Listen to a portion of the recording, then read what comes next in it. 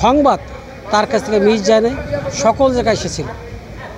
সে দলগত নির্দলগত সবখানে সে তার উপস্থিতি ছিল সরব এবং তথ্য সংগ্রহে পারদর্শী।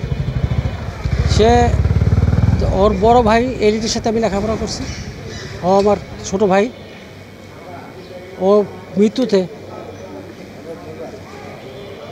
আমি মর্মাহত এবং আমাদের রিপোর্টার ফ্রান্স, আমি রিপোর্টার ফ্রান্সের সদস্য, আমাদের রিপোর্টার ফ্রান্সের সকল সদস্য সে রাত থেকে শুরু করে এখন পর্যন্ত এর পিছনে বিভিন্নভাবে লাগে। এই ফ্রিজিং গাড়ি, যে গাড়িতে তার মরদেহ রাখা হয়েছে, সেই গাড়িও আমাদের বাদল খুলনা থেকে যোগাযোগ করে সেটা নিয়ে আসছে।